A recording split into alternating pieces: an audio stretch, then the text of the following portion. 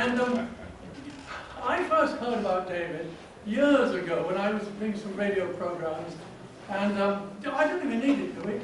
Can anyone hear? Oh, okay. Oh, sorry, yeah.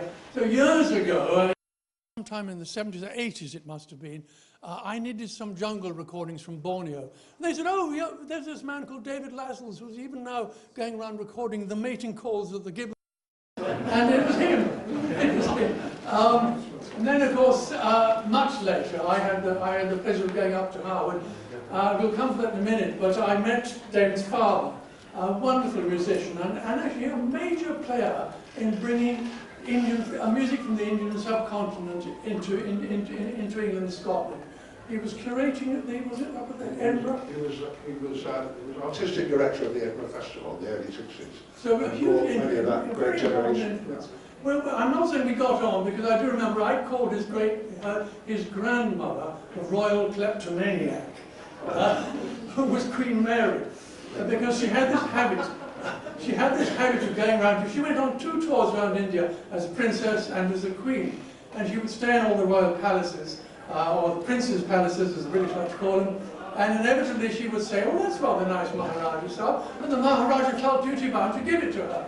So the word went round, look, she's a kleptomaniac, for heaven's sake, hide all this stuff. And it's neither here nor there. David inherited the title in 1991, I think. And it was a real poison chalice. 2011. 2011, sorry, wrong by miles.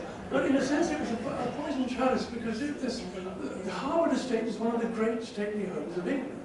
And it's really, really hard to, how on earth you get. David has made it wonderfully accessible. And one of the things that he's done is education. He's very, very keen that local people should be involved. And that's how we again met up, because we have a common interest in Buddhism, and particularly for me, Buddhist archaeology. And David sponsored a conference there.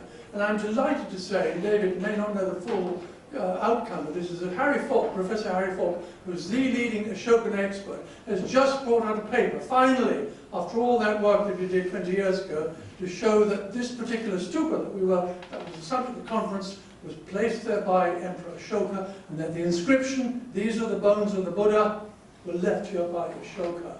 And that's one of the earliest inscriptions from the subcontinent. So that was actually one of the fruits. Now, on my right, another extraordinary character. How can I introduce? Well, I had a good friend, a lovely friend in Delhi, great historian. I don't want to give too much away, but fairly right-wing Hindu. And he said, oh, you're going to Lahore. Then you must meet my dear friend, Fakir Aijazuddin. And I had this vision of this character sitting on the banks of the Ravi, ash smeared with a long beard, and chanting, ghazals or something, not ghazals, bhajans. And it was a sort of hereditary name almost, isn't it? It is. But a very distinguished family who'd been intimately involved with the great Ranjit Singh. And not only that, but the scion of the house, Aijaz, as everybody calls him, is one of the great gadflies of the subcontinent. It's very interesting to see that they were a great historian, incidentally, but both in India and Delhi and in Lahore, there were these 2 great gadflies, and they had a link, because I think they got on with each other very well. In India, it was the late, great Khushwant Singh, who many will remember, and in Lahore it was Aijaz. He still writes a weekly column, which is, he's constantly pricking the government, and ticking off various people, and I don't know why he's not in jail, frankly. But anyway, just to finish it off. So when the great Khushwant died just a year and a half ago, I think, and who's the guy who brought he wanted his ashes buried in his ancestral home. I just went across the border, collected the ashes, brought them back, carrying them literally across that infamous border. Is it Wakhan? What's it? Wakhan. Of course it is. And took them to the ancestral village, and thank you for that, and I'm sure a lot of Sikhs thank you too. So, these are our 2 speakers. I'm now going to hand over to Aijaz, who's going to give us, what's our common interest? It's the remains of an extraordinary lady whose ashes lie buried on the banks of the now I was going to say the Ganga, but I don't mean the Ganga, I actually mean the Hooghly, the banks of the Hooghly, just upstream of Calcutta. Forgive me saying Calcutta, but it should be Calcutta. Just upstream, and her name was Charlotte Canning. At this point, I'm going to hand over to Aijaz, who was going to just give us a quick presentation. And I'm going to go and watch. No, I'm going to sit behind you. Sit down, sit down. Shanaf is the she who has to be obeyed. Thanks so much, David. First of all, thank you very much indeed for a very generous introduction, and I'm particularly grateful to David and to Diane, who are the owners of this superb collection. I'm also equally grateful to Julius, who represents the Word and Image department of the V&A, because both of them have collections of Lady Canning's watercolors. And it's interesting, as I'll show you, and as you discover from the book, the complementarity between the two, because some of the finished sketches are with you, and the original sketches are here, and vice versa. So I'm deeply grateful, but particularly to Razi and to the organizers of the LLF for making this possible.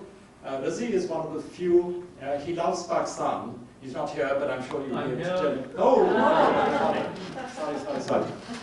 He loves Pakistan and the Pakistanis more than Socrates loved Athens.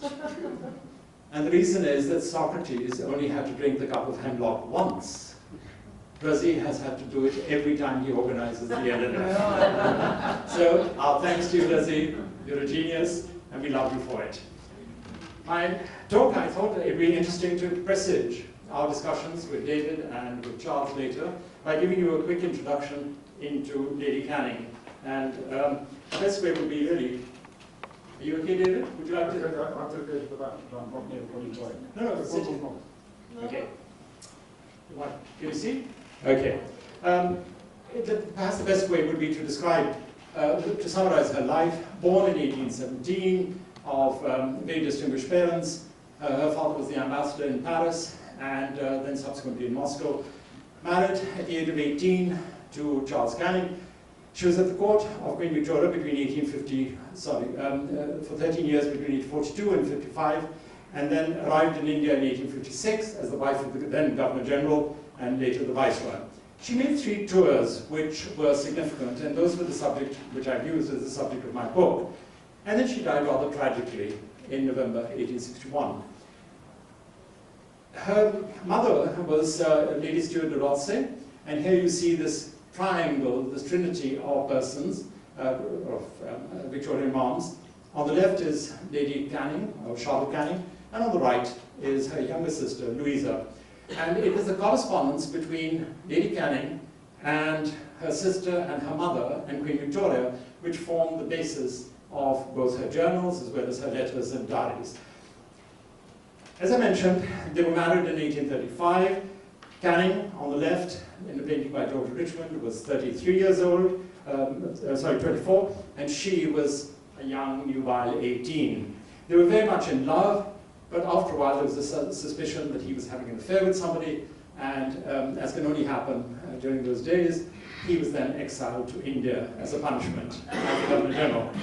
It was a Me Too kind of thing, but much earlier.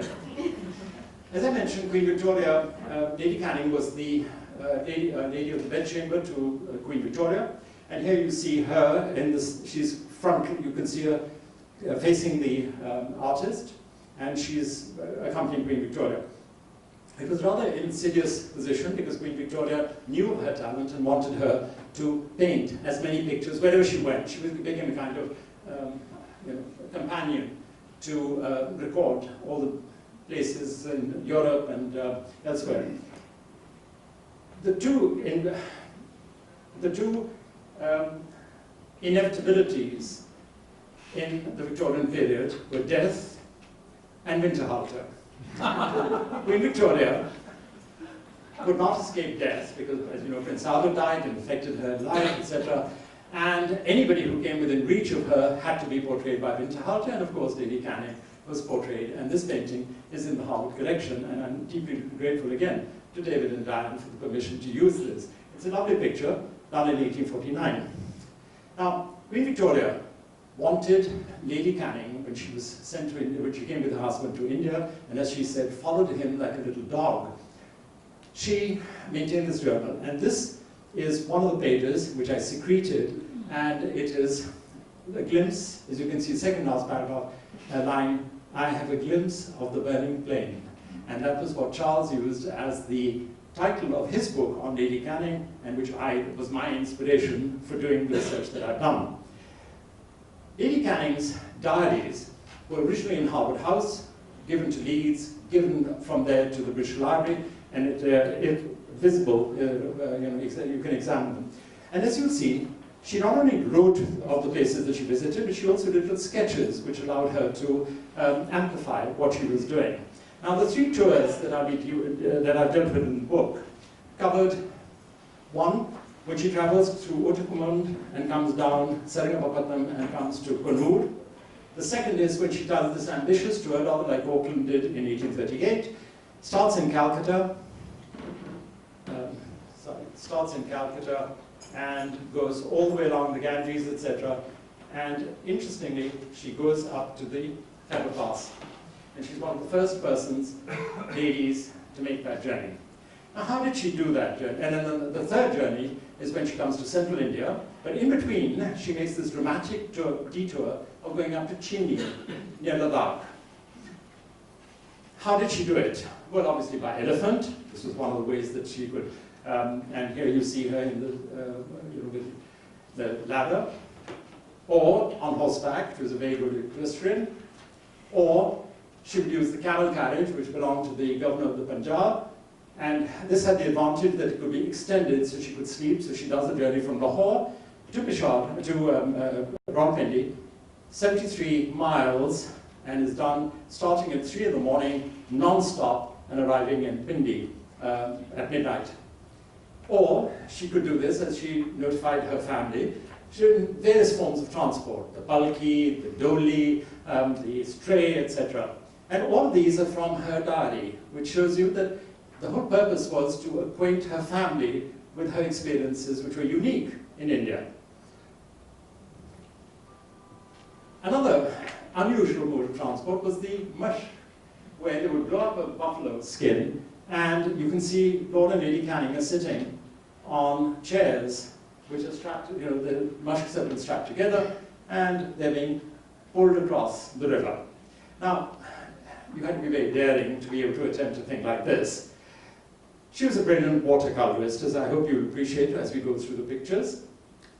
And the bulk of her paintings, as David will be able to explain to you, were passed by descent from one of her members of her family, of Charles Canning's family, to the Harwood family. And they are now maintained in Harwood House, which is, as Charles has just mentioned, one of the spectacular old houses in England, with gardens by Capability Ground. Inside, in the library, and these were the ones that David and Charles were inspired by, and I was, you have the albums of her watercolors. You can see here drawings by Lady Canning, and they're all according to years. So when she traveled, she came from from Egypt, came to Aden, and then reaches India. So the bulk of them, as you'll see, are of her Indian period. In the first journey, she goes to Kannur, and this particular picture has become famous because the seat where she sat to make this, what she described as the Opal Plains, this seat is now known as Lady Canning's seat. The journey that she makes, the second journey, the first one, as I mentioned, was to Kannur. The second one takes her from Bharatpur, from Calcutta, all the way up to the Khyber Pass. They visit Lucknow, and you see the Imambara, and then Agra. I'm just showing you snippets, but the book is full of them. And Deeg. This is the palace of Deeg. After which, suddenly, during the night, there's a fire. And on the 11th of December, I think, yeah, the whole tent goes up in smoke. And with difficulty, she manages to retrieve journals and whatever she can. But her jewelry, and there she is, the Viceroy's wife, she was by this time, the Viceroy's wife, without anything except a dressing gown. Right? And they were so mortified and terrified at seeing her like this, dishable as it were, that they refused to move, the sepoys, and so she had to call somebody to try and retrieve her things. Now, the effect of that was that her journals were scorched. And not only were the journals, but also the letters that she treasured from Queen Victoria. And now these are being renovated and restored, by the British Library, and hopefully they'll be available soon. But she was very upset over this, naturally. The journey continues and she reaches Delhi. Now Delhi was the seat of what the British call the mutiny, what we call, the War of Independence.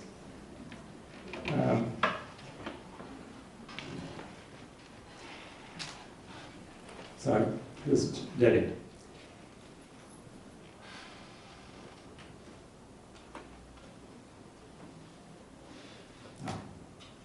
Okay, they reach Delhi and no darbar is held because they want to punish the residents of Delhi. But she encounters something which fascinates her, which is the people who jump down a well, and it's about a 70-foot drop. But she does the drawing, which is in her journal, and then in the Harvard House collection, you have the finished sketch of it.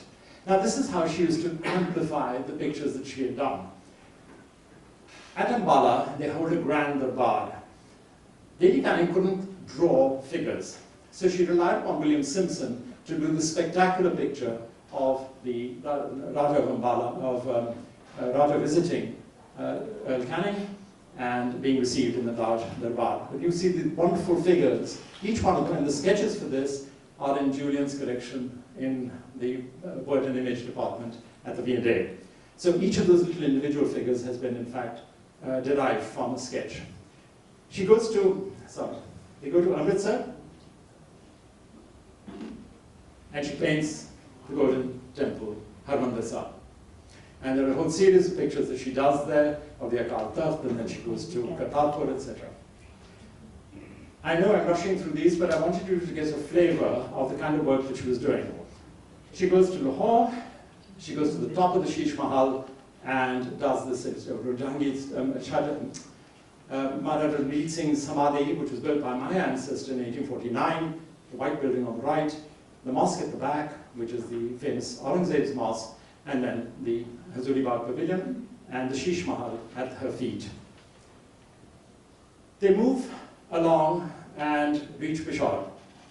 And at Peshawar, she does a view of Peshawar city with Mahabad Khan's mosque. They move to the Khyber Pass, and she's one of the first persons to actually see the Khyber Pass and does the sketch of the Khyber Pass.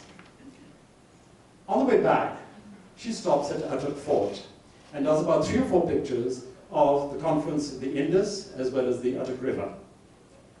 From there, they moved to Rohtas Fort, and for some reason she was fascinated by this fort and described it as an ogre's castle. And the other day, I'd gone across and visited it for this lecture, and I want to share with you, this is what her representation was in 1860, and this is what it is today. So I wanted to emphasize the fidelity of her pictures were not imaginary. She was very, very conscientious. From there she moves to Kangra. She goes up to the hills and she sees Kangra Fort, which is on the promontory that you see there. Beautiful scenery. Now, something I should point out here is she never used a pencil in her drawings. She painted directly with watercolor, which is no mean achievement. From Kangra, she sees the temple of Jwalamukhi, which is a temple in which Devi's fire is supposed to be coming out of the, they regard it as the manifestation of Devi. Charles Canning unusually appreciates the picture, and then he asks her to make a finished copy for him. One of the rare cases in which there was this kind of conjugal union. She then goes up to Chini, and this shows you the precipitous journey that she had to make as they travel up, and you can see her sitting on what was called the chair, which was a kind of flat charpai which was carried by them, and she would have to sit cross-legged on it. And this one, which I find so dramatic, where they're coming down, where they're completely overshadowed by the landscape. Hazardous, you can see her there, again being carried down. And there's a lovely story of Lord Dalhousie and Lady Dalhousie going up to Chini and making a similar journey in 1851. And at one point, Lady Dalhousie just sits on the ground and says, "I'm not going one step further." And he looks at him and he says, well, I'm going on to Chini. You can remain here if you want. So he follows. Next one is the kind of bridges, and you can see breakfast being laid out in the bottom right-hand corner. She finally reaches Chini, and the picture that I love is this of the Buddhist set of stones here, and this lovely, the dog, the sheep, and it was so cold that when she asked to wash her face, they said the mushks have frozen, we have to thaw them before we can allow you any water. From there, she comes down, and the third tour is when she goes to central India, and she visits the famous marble rocks in Jabalpur. And it is here that Lord Canning then has his shikar, which was de rigueur for all viceroys. But she, of course, wasn't interested in shooting.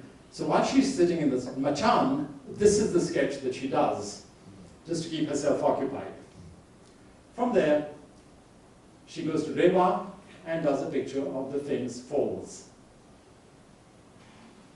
This, in 1861, November, she comes back, and as she writes in her final letter, she says, I've got a little of the Punya fever, but it proves fatal.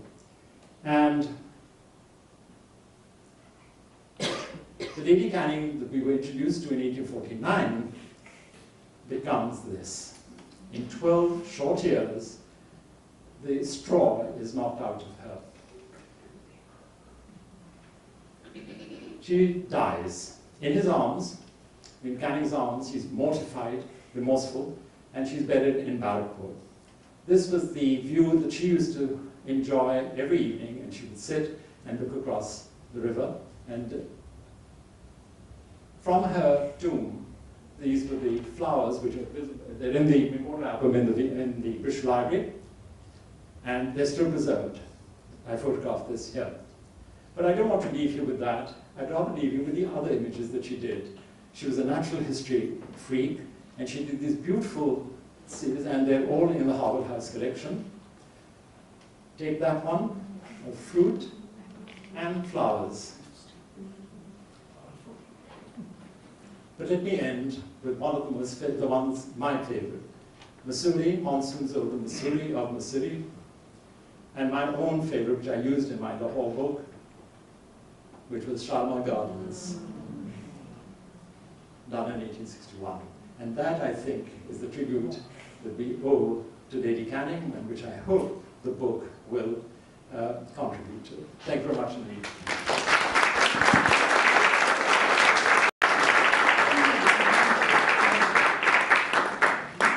I think the wonderful thing that Aijaz has done, I scraped the surface of this years back, and I missed all sorts. I didn't realise that the Indian office had any drawing, for instance. I didn't realise that there were elsewhere. There are other collections. Yes. Aijaz's research is astonishing, and I don't know how you had the time in between your dawn articles, but you did. And it's so pleasing to me and David, I think, because at last despite this, I'm going to say that this redoubtable lady has been given some sort of justice. Now we can talk about all the things of, the privileged British in India and so on. Here is this lady whose husband has stopped loving her. And really she starts to take an interest in women in Calcutta. She visits schools in India. She starts taking an interest in photography, an early pioneer in photography. And there's a very deep feeling in her of trying to contact with people. I find that incredibly touching and moving. And the other thing I'd like to touch on, I'm going to ask David now. David, how on earth? Give us your connection now with how did it? As a youngster, how did it? The connection between my family and Charlotte Canning is a pretty convoluted one, actually. Goes back to George Canning, their great early 19th century politician. Most famous for being Prime Minister for the shortest time of any British Prime Minister, 100 and something days. He had, I think, 4 children, one of whom, the youngest of whom was Charles Canning, who married Charlotte. And his older sister married a Clanrickett, Marquis of Clanrickett, who were landowners Ireland, mostly. They had a daughter, I hope you're following all this, I was researching all this last night. They had a daughter who married my great-great-great-grandfather. So that's the connection, that's the Clanrickard, Canning, Lascelles family connection, dating back to the 19th century. Elizabeth, the wife of my ancestor, had her brother was Hubert Clanrickard, Marquis of Clanrickard, and the sort of absentee landlord, which is why the Irish rural poor hated the English. A horrible man by all accounts, brutal landlord, personally mean, a miser, on bad relations with all of his family, particularly bad relations with the person who was actually his heir, who was my great, sorry, so many greats here, but I may get them wrong, but you get the gist. My great-grandmother, particularly bad terms with him. 1916, my grandfather was wounded in the First World War, convalescing in London, went to have lunch in his club, and saw his nasty old Uncle Hubert sitting alone in the corner of the dining room, as he always was, and went over and said hello to him, had lunch with him, and they chatted in a reasonably friendly way. Hubert died not long afterwards, and jumped a generation, and left his considerable fortune to my grandfather. Now, there's a moral there somewhere, but probably don't go into that in too much detail. And the fortune comprised of, it was a financial fortune, a lot of paintings, some land in Ireland, but also all the Canning papers passed on through down that line. So I'm sorry it's a very convoluted story. I'll try to keep it as simple as possible, but it's a complicated route. As a result of that, the papers, both of George Canning, the politician, Charles Canning, who I just was just talking about, and of course Charlotte Canning and her diaries and watercolours, all ended up at Harvard House. And I remember as a young boy seeing those wonderful, huge leather volumes that literally stand this high. And for a young boy, it was like a kind of entrance into a magic world. Those paintings of India, paintings of the Himalayas, paintings of great gatherings of people, of elephants, of the Taj Mahal, and so on and so forth. And I guess in its way, I mean, I've had a long connection with India in my life, travelled quite a lot there.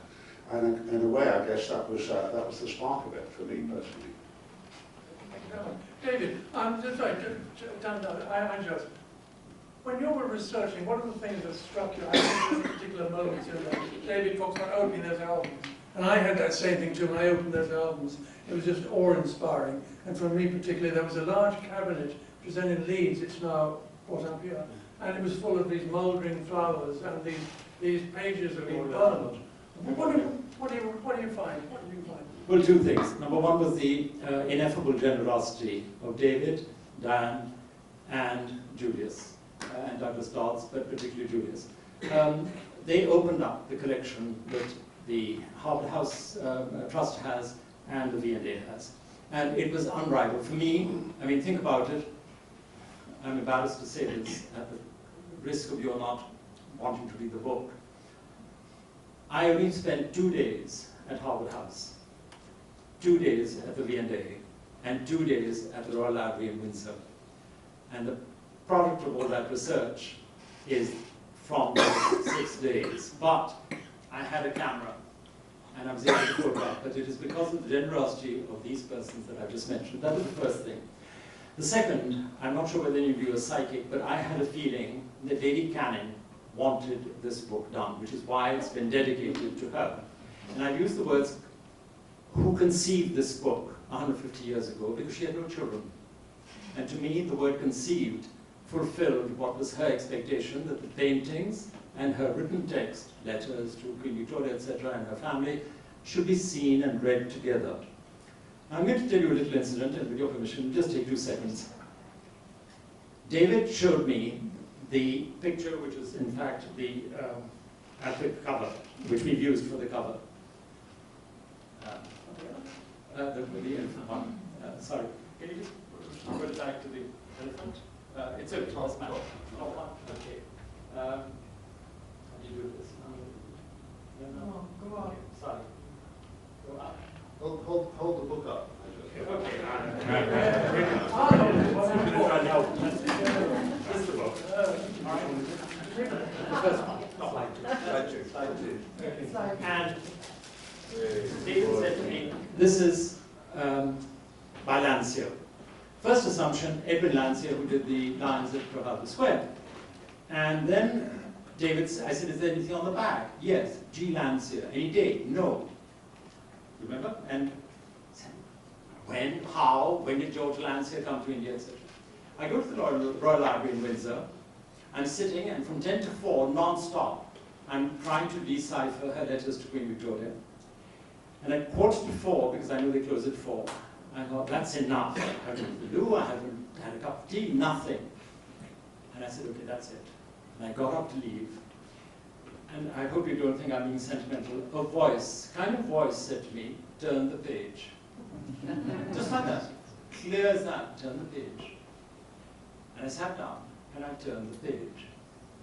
And there, she's writing to Queen Victoria and saying, George Landseer, the artist that you sent to me, has come to see me and he wants to paint me in the Howdah because he wants to get the right proportions of my figure to the Howdah. And so I sat for him. And I gave the date, the place, the year. So I wrote immediately to David and I said, this is now. These things don't happen by accident. So to me, the book is a fulfillment of what was her expectation over 150 years ago. So to me, if you don't mind, I've taken a long-winded way of explaining, but that to me was the genesis of the book. And I hope that the book finally justifies her work, not ours. I just brought the two things together. But her work, that is this lady traveling all over northern India and then southern, central India and also as far as Chile, who has the wit, the tenacity to record everything that she sees. How she travels, what she eats, whom she meets, and leaves this unimpeachable record of what she saw. And I hope that it is something, you know, in an age when we just get on a plane and get off again, it's something that it's an example to us. Yeah, I'm going to end on a more serious note, but before you were describing about, she had a bit of a thing about howdahs. Now, howdahs. Lady Canning seemed to have been fascinated with howdahs. How did that come about? You described it to us earlier. Well, there were two incidents particularly. One was when she sees the procession of the Raja of Nabha, Jind and Patiala coming together at the Ambala Bhavan, and she's so fascinated by these golden howdahs, and she said it was just like those fairy tale stories that I used to read as a child. And I hear the Viceroy's wife being completely won over, you know, enamored of these. And the second was with the Howdah, where she... Well, it was that occasion you described. Yeah. There's a drawing in the book which you put in. I mean, it's a really intricate drawing of a howdah. Of a howdah. You think, why a howdah? But yeah, because she was completely... but that is why, when I saw the book, when I saw the painting in with David, the title came to me. I said, it has to be Sketches from a Howdah. There she was, Queen Victoria, Lady of the Bedchamber, and she goes laterally from one eminence to the other and becomes the Governor General's wife and Viceroy. And she has this wonderful insight into India. Yeah. There is a sort of postscript to her story, isn't there, which is Charles Canning was Governor General and then Viceroy at the time of the War of Independence in Italy. And at the end of that, the mood in England was unbelievably bloodthirsty and vengeful. They wanted, the British public wanted to kill everybody. Queen Victoria, interestingly, took a stance that was much more conciliatory than that. Charles Canning was known as Clemency Canning, by a pejorative term by the British press for what they perceived as being too lenient on the mutineers, as they were known here. And there's no hard documentary evidence for it, but I always like to think that Charlotte Canning's, she was a documentarist, really, wasn't she? She was very thorough. She wasn't a diarist. It wasn't about her so much. It wasn't about her sort of witty and waspish comments of this society in Calcutta, which other people have written about.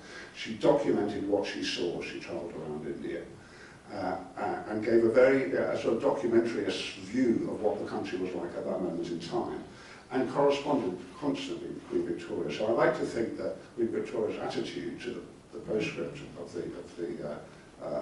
the War of Independence was very much coloured by what she'd learned through Charlotte Canning. Did you want to say anything about those letters that she... I know that Lady Canning interviewed the various refugees coming down the river after the surrender of Kanpur, in which my family were also deeply involved. So my family, I have to say, had the typical attitude: revenge, kill everybody, kill all the sepoys.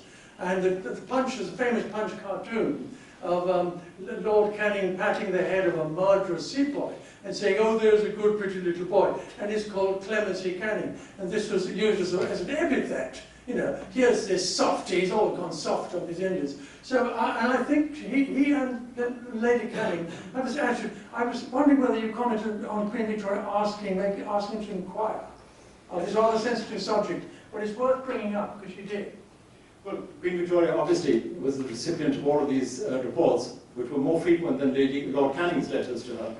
And Queen Victoria on occasions complained about this and said that your husband doesn't write to me as often as you do. But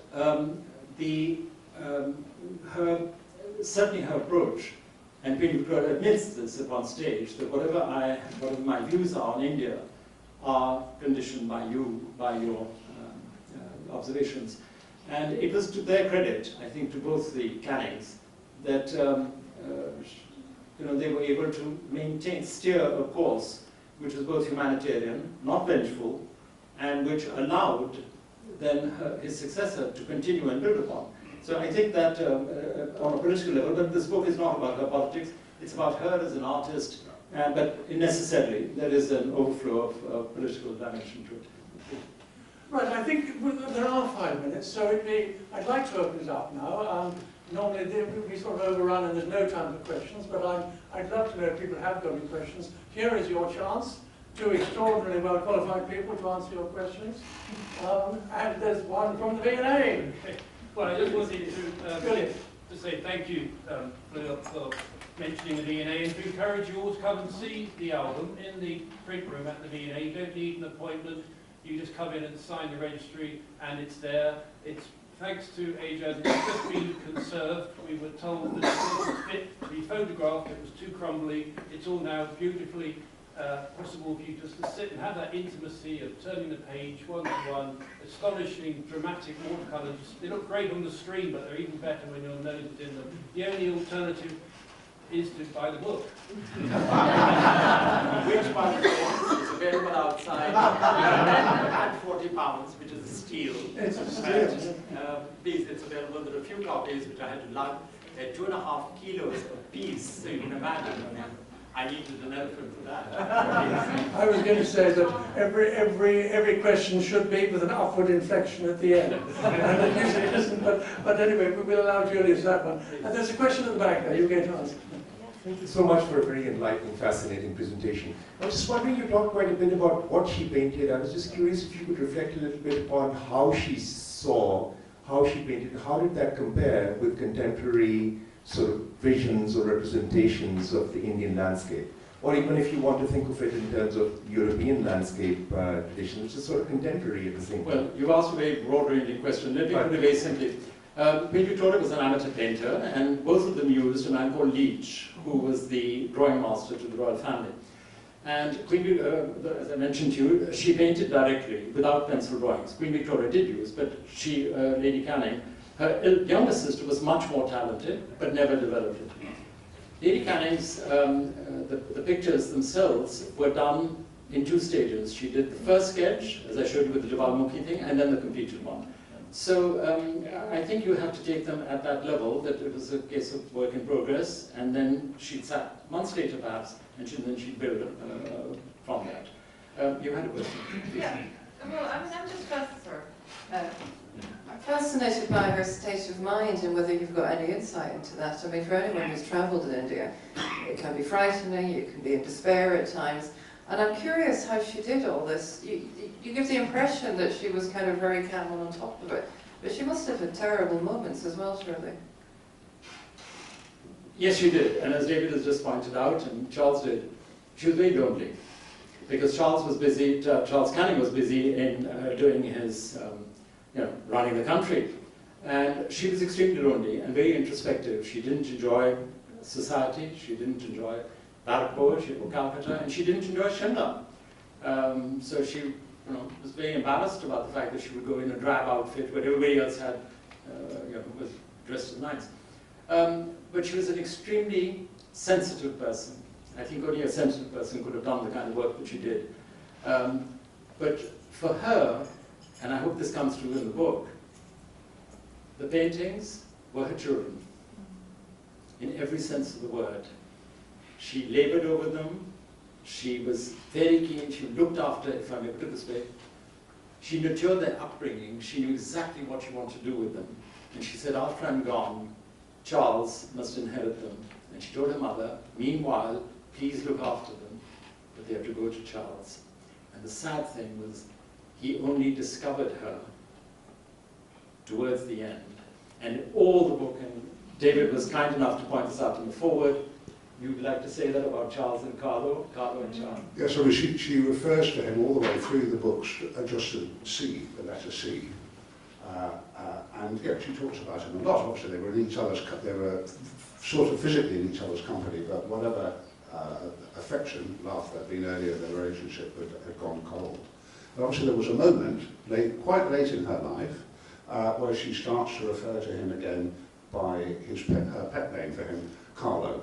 So there's a moment, just I think only a few months before she dies, where C becomes Carlo. So something happened there towards the end of their relationship together, where that warmth was rekindled. David happens to all of us. Yes, we got time, one more. Two more questions. I find the fact that she painted without sketching really fascinating. Is it something she picked up at an early age, and Yes. was there formal education? Or? She picked it up. Leach was very good at that, of applying colour directly, and with watercolour you can't correct afterwards. Yeah. So, Victoria, please. I'll speak loudly. I actually just want to ask a practical question in terms of access to paints. Is there any mention in her journals about a shortage of paints, needing to find the colours, the climate, which of course was very different from coming from the British climate, in terms of the paper crumbling or the paints drying up? In terms of, was she ever without paints when she needed them? Do we know? No. No, she always had a supply. The only time that she is sometimes angry with herself is when she leaves the paints in the tent. But otherwise, she had a supply. From England? They came from England? From England, and she had a supply, continuous supply. Don't forget she was the Viceroy's wife, and there were these continuous. And they would have had a huge entourage accompanying. Yeah. So she probably had her lady at the paint box or whatever.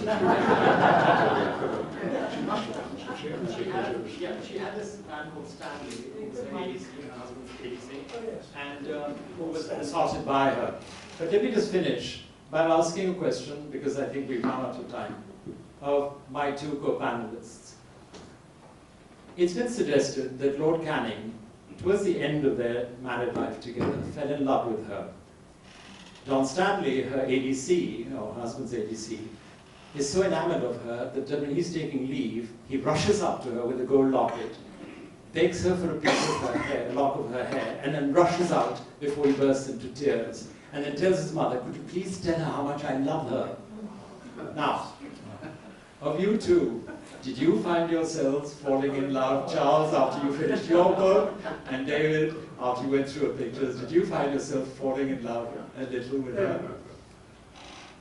Well, I mean, it's strange, isn't it, what there is about. There is something about it that the more you learn about and the more you research, you do, it's more than curiosity. It's a genuine fondness, love, if you like. Where that comes from, I don't know. I mean, she was, clearly she led a life of extraordinary privilege by our standards, but at the same time, she spent a lot of it very lonely and feeling very displaced. So there was something about the way she handled herself in those situations that is enormously sympathetic, I think. Can I say one thing? For me, the most moving thing was, first of all, to see in that extraordinary round tower in the middle of Windsor, where all the not only Lord Canning's letters to the Queen, which were, as you mentioned, very few and infrequent. The last one he writes is this appalling letter in which he describes the death of his wife, done in very formal terms, but gradually crumbling. And by the end, you can't read it without crying yourself. And then you go to what at my time was Queen Victoria's letters, and you find this deeply tragic letter of Victoria writing back to Lord Canning to say, "My Albert has died." And all underlined, she was going to underline she describes the grief, the impossible grief of dealing with it. And again, you just have to burst into tears. A sort of this failure of these tragedies that at last strike all humankind, but made flesh in these two letters, made paper in these two letters. There we go. Thank you very much for your patience, but more particularly, thank you, Aijaz, for taking that on, David for being the custodian, and Julius for looking after them, also the Indian Arts Library and to others for preserving the memory of this lovely lady. Thank you so much for listening.